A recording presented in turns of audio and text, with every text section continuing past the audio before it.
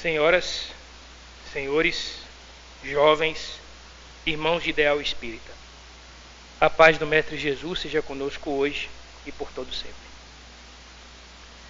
É sempre uma grata satisfação estar de volta a essa casa, falando de doutrina espírita, falando do Mestre Jesus, aquele que é o nosso modelo e guia. Na mitologia grega, diversos pensadores costumavam construir suas teorias em cima dos arquétipos apresentados por esses indivíduos que tentavam explicar pela mitologia eventos cotidianos, diversos, algo que pertencia ao íntimo do ser humano. E dentro desta perspectiva de busca por encontrar respostas, os gregos nos reportam a uma história de um artesão ateniense conhecido em toda a Grécia, chamado de Dédalo.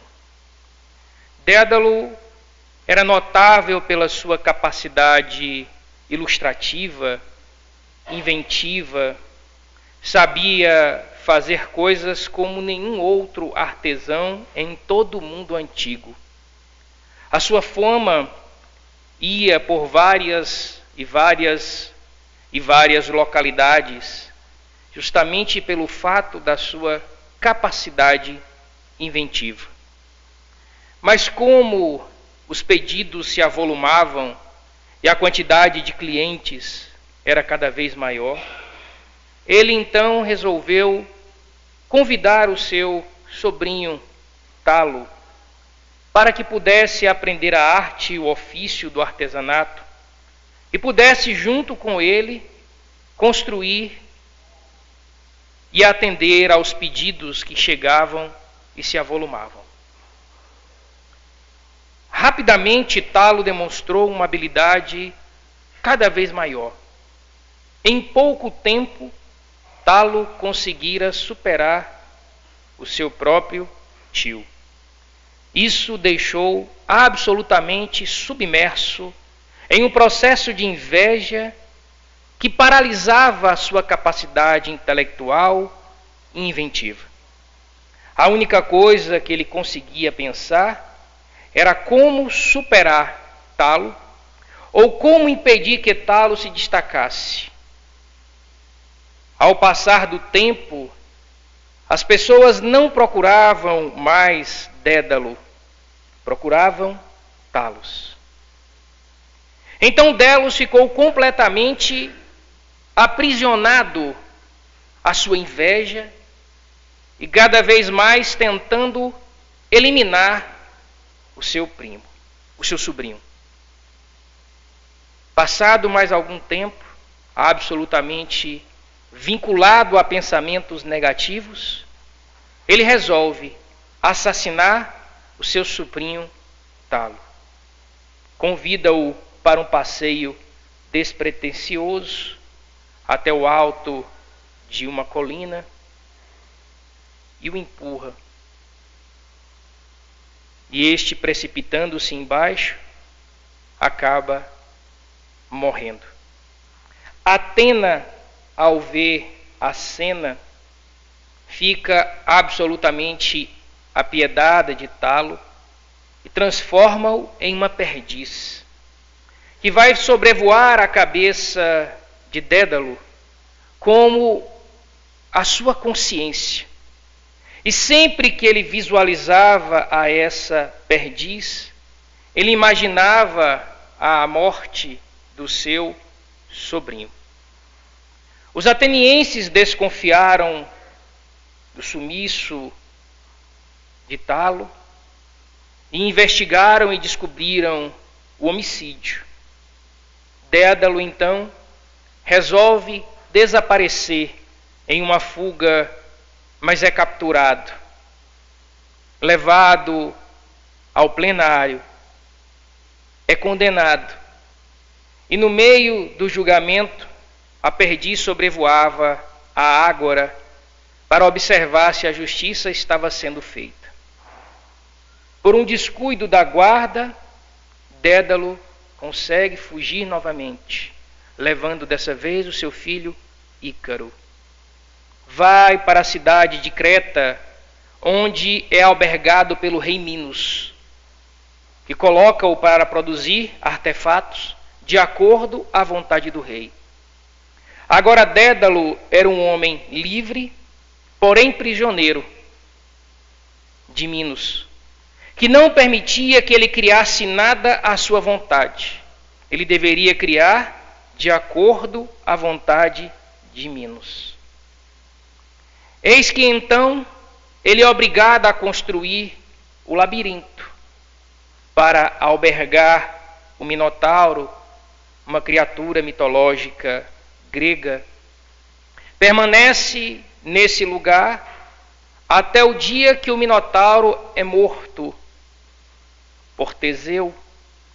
E então Minos culpa a Dédalo pela morte do Minotauro e pela tragédia, e o prende, mais uma vez no labirinto, impedindo que de lá ele saísse. Mas o gênio criativo de Dédalo resolve construir asas através de penas de pássaros que encontra dentro do labirinto, com cera. Ele e seu filho conseguem um voo se libertar. Ícaro, que conhecia pouco da liberdade, foi avisado pelo seu pai que ele não deveria voar muito próximo ao mar, nem muito próximo ao sol. Mas Ícaro, ao sentir a liberdade plena e absoluta, expande as suas asas e queria ir cada vez mais além, ultrapassando os limites da própria capacidade de sustentação da cera. Próximo do sol, a cera derrete e Ícaro precipita-se no mar. Dédalo, então, ao ver o corpo do seu filho, retira-o e cai em prantos copiosos. Desloca-se para um lugar longínquo, onde encontra trabalho. Mas agora ele não era mais o mesmo artesão de antes, que tinha a capacidade inventiva. Era preso ao ignóbil ato da morte do seu sobrinho e preso à morte do seu filho, que ele considerava culpado. E sempre que alguns minutos de paz assenhoravam a sua consciência, a perdiz, que era a forma transposta de talo, aparecia a ele, para que se lhe recordasse dos seus atos infames e obtusos. Diante da perspectiva do mito grego, nós vamos compreendendo as relações da questão do homem perante a consciência, perante a liberdade, perante as questões que remetem à perspectiva e à compreensão do sentido da liberdade. Segundo o filósofo Jean-Paul Sartre, não há nada que possa eximir o homem da sua condição de ser livre. Consequentemente, da sua condição de responsabilidade diante dos seus atos. Barreiras psicológicas, históricas ou socioeconômicas não são capazes de ofuscar a liberdade. Se nós voltarmos no tempo histórico, mais precisamente, segundo Jean-Jacques Rousseau, a partir do momento em que o homem traça o primeiro pedaço de chão com um risco e diz: isso é meu. Inicia-se aí todas as grandes mazelas da humanidade. Pois o homem passa a querer impor ao outro a sua vontade, exime outros indivíduos da possibilidade de ter, e determina que a partir daquele momento esse indivíduo passa a ser propriedade de outrem. Nesta perspectiva milenar do subjugo de um homem sobre outro, nós temos, através da história, vários sistemas econômicos com base no cárcere, na opressão, na prisão, na determinação e no subjugo de um grupo sobre o outro, para estabelecer a expressão da força, e o indivíduo utiliza-se por vezes das leis com um objetivo claro de estabelecer a força do Estado sobre os indivíduos que não são fortes o suficiente para se manter livre do cárcere. Allan Kardec, no século XIX, quando as ideias iluministas ganhavam força contra a tirania, a escravidão, a opressão, elencando temas como a democracia, a liberdade, os três poderes, o Estado e o poder que emana do povo, elencado pelo mesmo Rousseau, questiona um século após, no auge das revoluções burguesas e do materialismo, pergunta aos imortais na questão 829. Há homens naturalmente destinados a ser propriedade de outros homens? A qual os espíritos respondem: toda sujeição absoluta de um homem a outro é contrária à lei de Deus. A escravidão é um abuso da força e desaparecerá com o progresso, como ao pouco desaparecerão todos os abusos. Percebemos que na contemporaneidade a perspectiva da escravidão já é vista culturalmente na maioria das civilizações como um hábito que não deve ser praticado.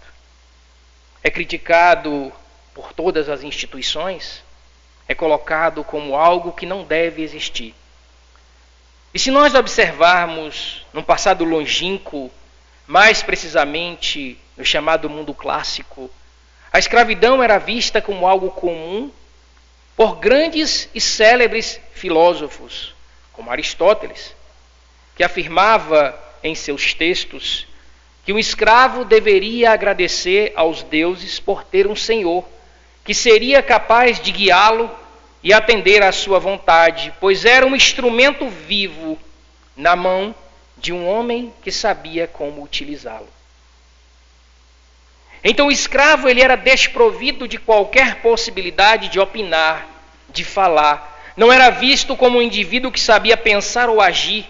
Era alguém que tinha todas as suas liberdades cerceadas por outro, que ele considerava alguém inferior. Então o contexto cultural da época atendia a esses diagnósticos, a essas prerrogativas. Hoje, no século XXI, os indivíduos que fazem uso da mão de obra escrava ou abusam do trabalho alheio, culturalmente e criminalmente, são criticados e punidos pela mesma sociedade. Gradativamente, esses mesmos indivíduos perderão o sentido de fazer esse ato. Afinal de contas, a lei do progresso, ela nos impele a deixar de lado as antigas práticas e antigos eventos. Nessa mesma perspectiva, na questão 833, Allan Kardec questiona aos imortais: há no homem qualquer coisa que escape a todo constrangimento e pela qual goze de uma liberdade absoluta? A qual os espíritos respondem: é pelo pensamento que o homem goza de uma liberdade sem limites. Porque o pensamento não conhece entraves. Pode-se impedir sua manifestação, mas não aniquilá-lo. Se eu estiver dentro do cárcere, colocado em uma posição de subjugo, amarrado, acorrentado, vitimado de qualquer possibilidade de expressão física, o meu pensamento é livre. E eu ainda posso, ironicamente, dar um tchauzinho para o meu carcereiro.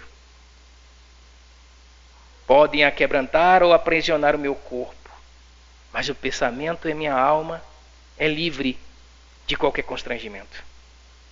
Então o indivíduo que goza da liberdade do pensamento, ele é livre a qualquer momento. Não se pode aprisionar o pensamento. Pode impedi-lo de dizer, cercear a sua perspectiva de pronúncia, mas intimamente nós pensamos o tempo todo. Nesse exato momento em que todos nós estamos aqui, estamos todos pensando, refletindo sobre as coisas que estão sendo ditas.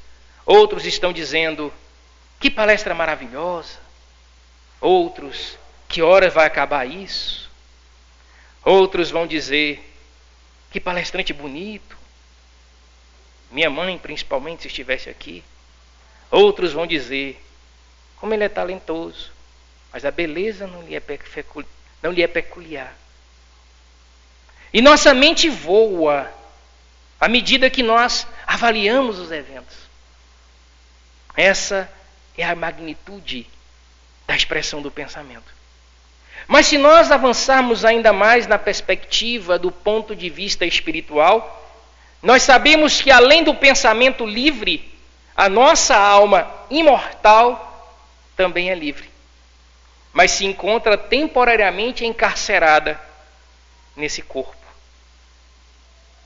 Perceba que o cárcere, então, para nós encarnados em um mundo de provas e expiações, nos leva muitas vezes a não querer permanecer na vida. A vontade de retornar à pátria espiritual, aos sofrimentos que nos é posto pela matéria, pelas dificuldades, pelas dores, pelas mazelas. Ao observar tantas coisas, intimamente nós nos lembramos do mundo espiritual, ou aquilo que Platão convenientemente chamou de mundo das ideias, onde as coisas são perfeitas e o indivíduo não sofre, afinal de contas não há as asperezas e as brutalidades da matéria. Não somos arrastados ao mal, pois nossa alma, livre e liberta das mazelas físicas, nos transporta à compreensão mais profunda da essência divina. E nessa perspectiva da liberdade enquanto espírito, nós encarcerados no corpo, em alma, queremos muitas vezes voltar à pátria espiritual, mas outros tantos têm muito medo de voltar à pátria espiritual. Afinal de contas, o retorno, por vezes, para nós, não foi uma experiência muito agradável. É curioso que desde a época antiga, mais precisamente com Zoroastro, o homem começa a construir duas ideias que vão nortear muito a filosofia da cristandade medieval, com a ideia clara de céu, inferno e purgatório. A vida após a morte era destinada a um desses três locais. E o homem sempre ansiando em se livrar de alguma coisa, afinal de contas, se ele não seguisse as regras do período, ele estaria encarcerado em um caldeirão, onde teria o seu corpo queimado pela eternidade, com um demônio com um tridente de Netuno na mão, espetando por toda a eternidade. De novo, um cárcere. Então o indivíduo passa a vida física encarcerado e vai passar após a morte também encarcerado. Então o indivíduo ele foge desse possível cárcere, tentando seguir as normas éticas e morais que apresentam a essa possibilidade. Mas muitas vezes essas normas apresentadas não são normas que o indivíduo faz porque acredita, mas ele faz por medo. Deixa de fazer determinadas coisas por temor e não por consciência. Então existe sempre aquelas duas figuras mitológicas que ficam ao nosso lado, o anjinho e o demôniozinho, cada um insuflando a fazer uma coisa. Então o indivíduo, ele não é livre. E quando então teremos dessa liberdade? A liberdade, ela se encontra no momento em que o indivíduo conhece o sentido da liberdade. E a partir daí, ele começa, segundo o próprio Sócrates, quem sabe o que é certo, faz o que é certo. Se nós visualizarmos uma perspectiva contemporânea, hoje o ser humano é preso à imagem. Vivemos em um mundo da imagem.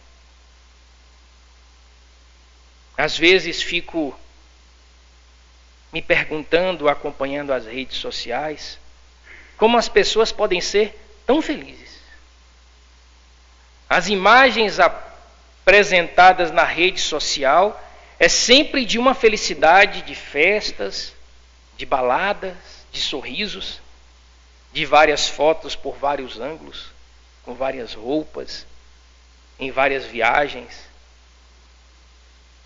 E na verdade, talvez nós sejamos um dos períodos mais tristes, pois afinal de contas é o período em que as pessoas se encontram mais deprimidas, que mais frequentam clínicas psicológicas e psiquiátricas. Em um texto que recebi de um amigo, que achei extremamente curioso, diz: a geração das fotos felizes e dos travesseiros encharcados. As lágrimas que são postas por esses indivíduos que são presos à imagem. Você deve ter um determinado estilo de roupa, de cabelo, de postura, de posição, de carro, de veículo. E então você apresenta a essas pessoas esse mundo de sonhos. Só que se enquadrar nesse mundo de sonho é impossível a qualquer um. Primeiro, se nós pensarmos nos padrões de beleza estabelecidos. Ter o corpo perfeito. Mas o que é ter o corpo perfeito? Para atingir o corpo perfeito, eu me escravizo de exercícios físicos, de substâncias químicas, de substâncias hormonais que não deveriam ser utilizados. Então eu atinjo a forma perfeita dentro daquilo que é considerado perfeito, mas me escravizo de outras tantas coisas. Então, se o sentido da atividade física é a saúde, deixou de ser a saúde e passou a ser o corpo. Deixamos de ser livres e nos escravizamos. De repente, o padrão de beleza é ter um determinado tipo de cabelo. E aí se impõe uma forma de como deve ser o cabelo. Eu ando numa fase que eu só queria ter cabelo, para que eu pudesse pentear um pouco. Saudade dos tempos que eu os tinha, e eram vastos, e lisos, e bonitos, e sedosos. Hoje eu não estava escolhendo. Podia ser sem ser sedoso, podia ser encaracolado. Mas já que não tem, ainda bem que existe a nova moda, rapa por completo, e você está num novo padrão. Mas você pode também ficar escravo do cabelo e viver como Dédalo, pensando no talento do outro, em vez de se preocupar com os próprios talentos. Então nós muitas vezes abrimos mão da liberdade. Estamos aprisionados por estereótipos.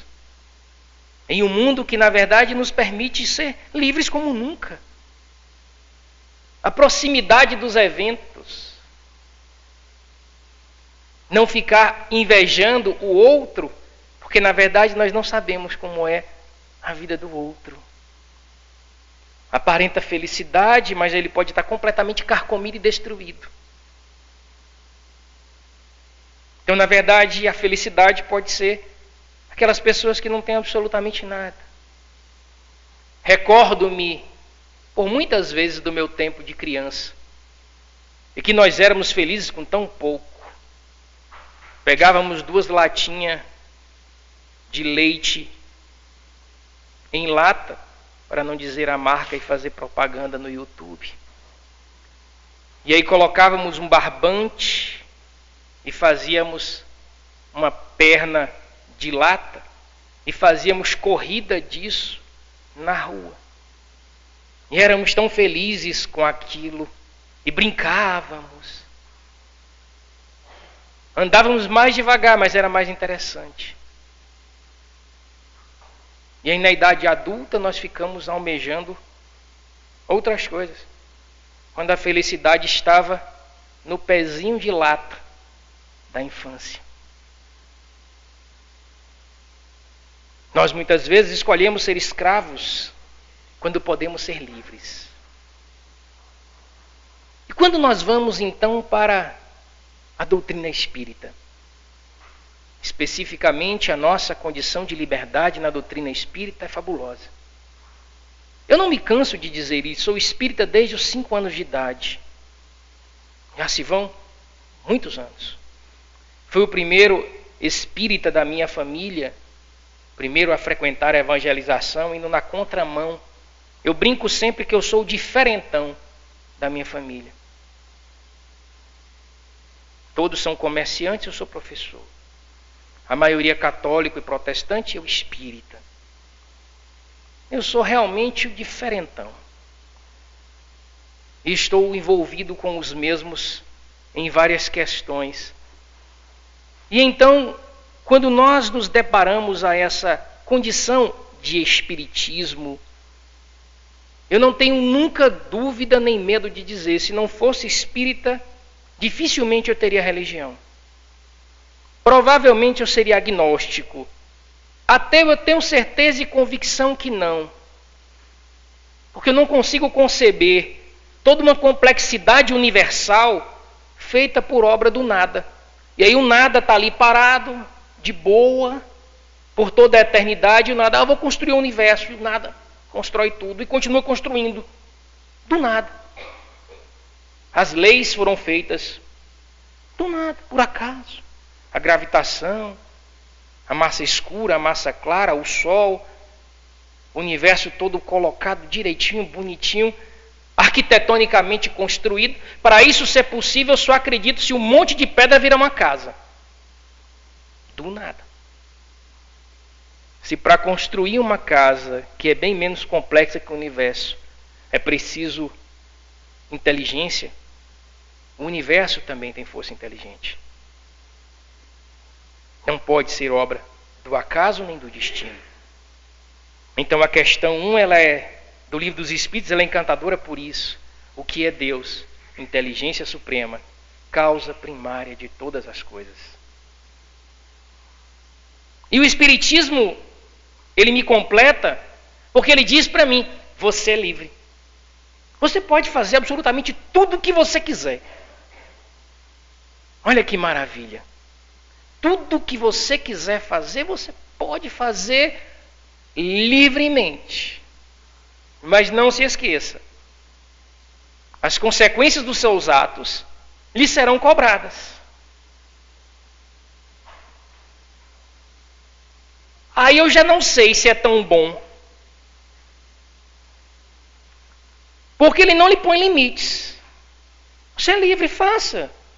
Experimente. Mas ele te diz, olha, a experiência vai lhe causar colheitas. Você vai plantar abacaxi e vai colher abacaxi. Você não vai plantar abacaxi e colher rosas vermelhas. Não tem jeito. A colheita é livre. A semeadura é livre. A colheita é obrigatória. Então nós começamos a deixar de fazer algumas coisas, não por medo, mas por compreender que tudo aquilo que nós fazemos é uma lição, é um aprendizado. E alguns aprendizados, por questão de consciência, nós deixamos de fazer. E aí então nós podemos perguntar, mas o que é consciência? Onde está a consciência? A consciência está em nós. Onde estão gravadas as leis de Deus? Em nossa consciência. Então nós já sabemos o que devemos e o que não devemos fazer. Está posto. E nós temos a capacidade intelectiva. Permita-me apenas uma reflexão temporária. Hoje, e um exemplo pessoal. A minha cachorrinha, todos os dias de manhã, ela quer ficar na porta da rua, em uma pequena área na minha casa, porque ela gosta de ficar ali, quietinha, dando susto nas pessoas que passam desavisadamente. E ela fica enchendo a paciência todo dia para isso. Então ela arranha a porta, ela fica me chamando para abrir a porta. Ela fica pouco tempo, uns 40 minutos ela quer entrar. Então ela já sabe a ideia, obviamente ideia no sentido de instinto, de fazer isso. Ela se diverte. E aí hoje ela fez a mesma coisa. E ficou enchendo a paciência, latindo. E eu falei, vamos lá então, tudo bem. Eu abri a porta. Quando eu abri a porta, estava um vento muito frio. Aí ela saiu, colocou a face do lado externo. Ao sentir o frio, ela voltou. E foi para casa e lá ficou. Ou seja, ela já compreendeu que com frio as pessoas não devem ir, ela pode se resfriar, ou sei lá o que se passou naquele princípio inteligente que vive e habita naquele ser. Se o animalzinho já aprendeu que no frio não é legal, nós que temos consciência, e quando aprendemos a verdade das coisas, erramos muito menos. Mas vamos continuar errando, porque afinal de contas, nós estamos em um mundo de provas e expiações. Estamos atrelados muito ao ciclo material e, consequentemente, por conta disso, nos equivocamos muitas vezes. Então nós já sabemos, mais ou menos, o que nós devemos fazer. É pensar antes de agir. É fazer como os pensadores do século XVIII, XIX diziam para a gente exaustivamente. Utilizar a razão guia seguro.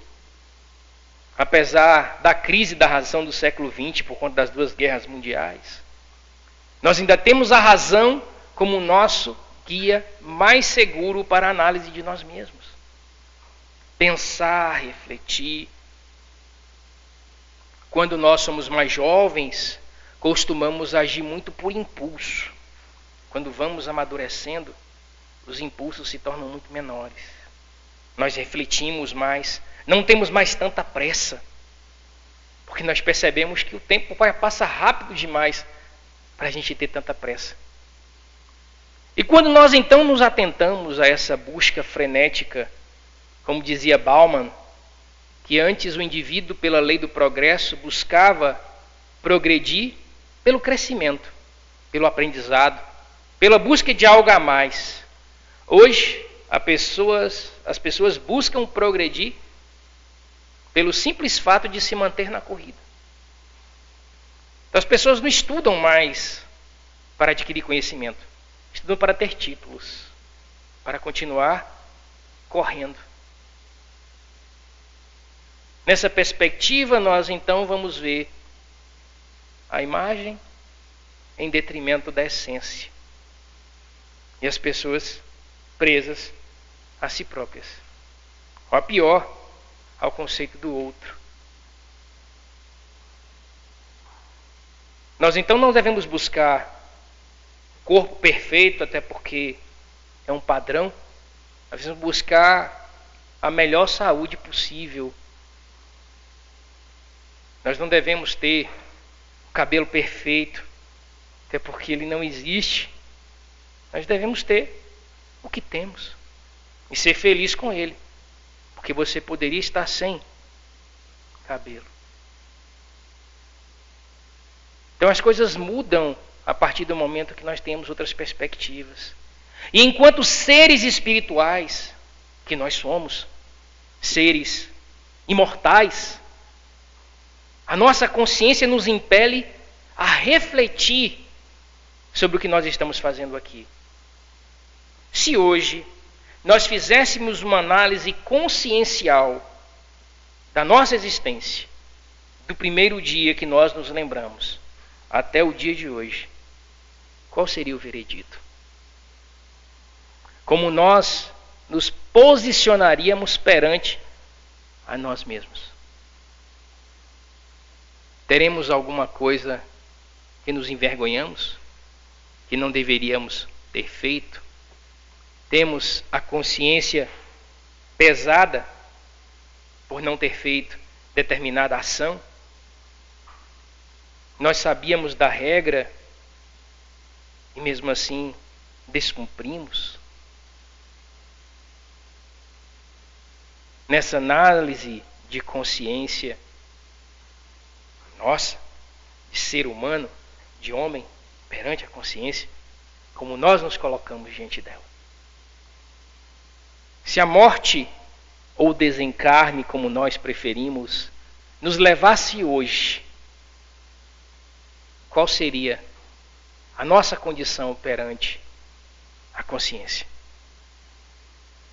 Estaríamos livres e libertos ou presos? Teríamos o voo libertador de Ícaro ou teríamos a perdiz que paira sobre a nossa mente, sobre os atos que cometemos? E é nesse momento que a doutrina espírita se torna ainda mais consoladora. Porque nós entendemos que por mais terrível tenha sido as coisas que fiz e por vezes os equívocos que cometi, vou responder por eles, sem dúvida nenhuma, pois a lei diz isso. Porém, a partir do momento que nós mudamos a perspectiva, que refazemos a jornada e entramos na prática do bem, pelo bem, temos a nossa, entre aspas, penas atenuadas. Porque afinal de contas, Deus não é um carrasco que fica num livro da lei de contabilidade, debitando e creditando os nossos atos, fazendo as partidas dobradas, para no final apresentar o balancete de verificação se estamos com saldo credor ou devedor perante a justiça divina. A misericórdia divina, ela trabalha numa outra perspectiva. O quanto esse indivíduo progrediu? Quais foram os talentos que ele adquiriu? Quais são os atos que ele ainda precisa trabalhar? O que nós, indivíduos, podemos fazer para estarmos mais próximos da compreensão de Deus? E o que é mais maravilhoso, não é Deus que decide isso. Ele nos permite, pelo livre-arbítrio, qual é o nosso momento de fazer isso. Liberdade plena.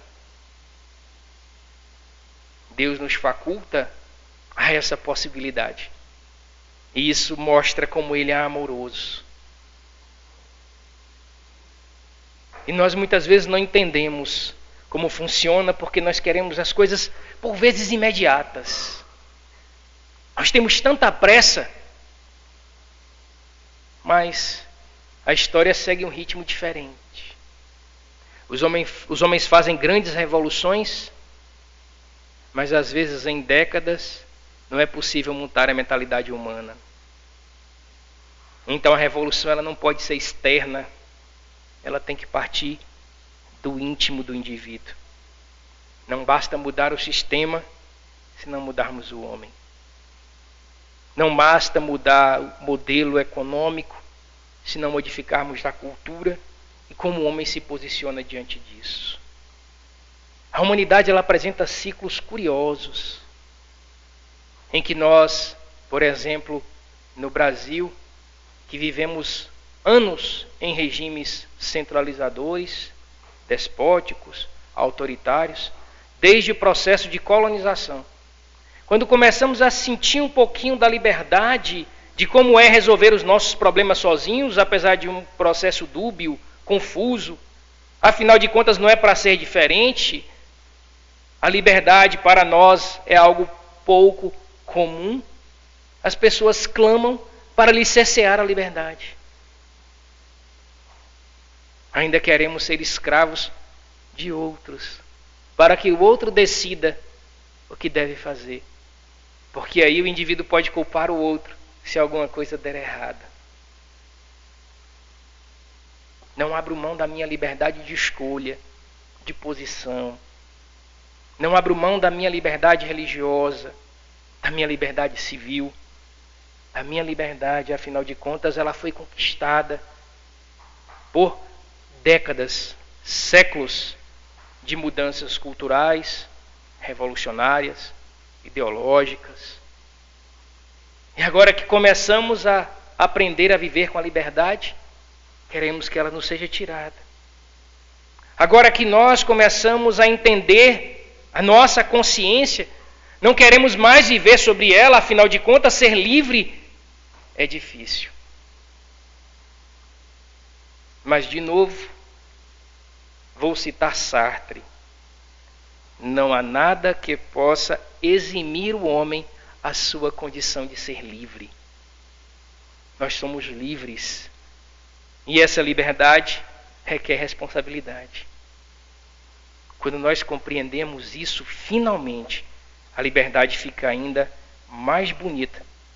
E a verdade divina fica ainda mais sublime.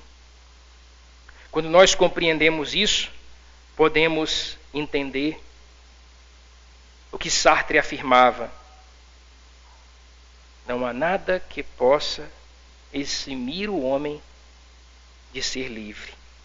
E, consequentemente, da sua condição de responsabilidade diante dos seus atos.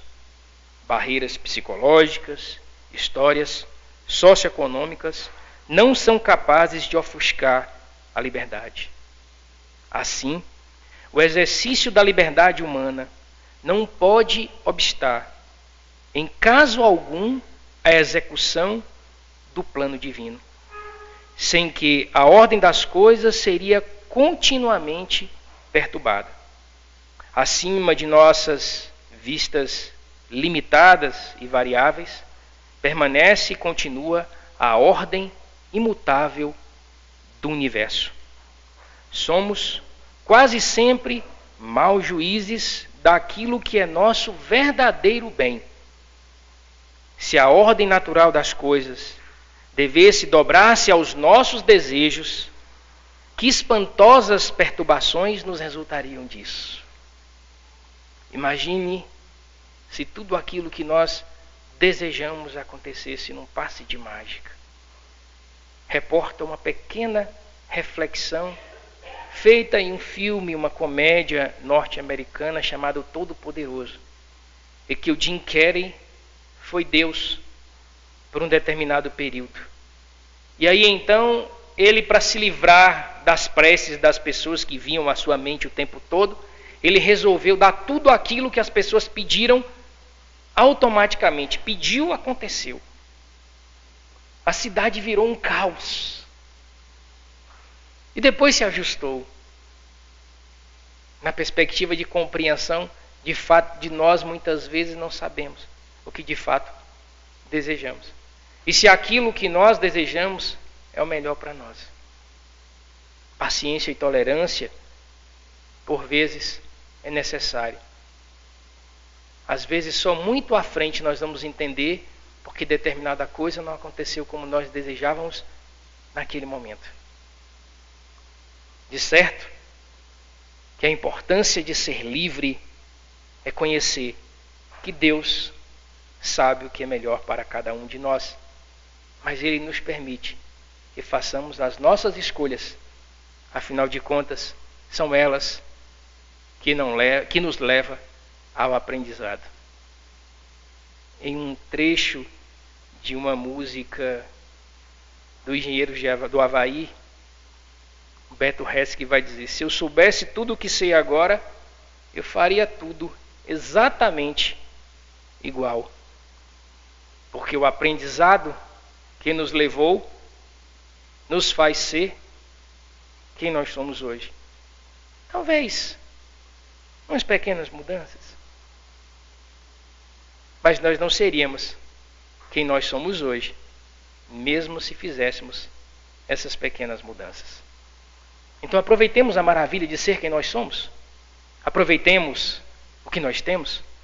Não desejamos ser talo, mas aproveitemos o nosso talento de Dédalo. Afinal de contas, nós já somos brilhantes artesãos. Para que querer ser melhor do que o outro? Deixe que o outro brilhe e nós brilharemos de acordo com a nossa possibilidade. Isso é ser livre. Não nos aprisionemos pelo externo, nos libertemos por alma.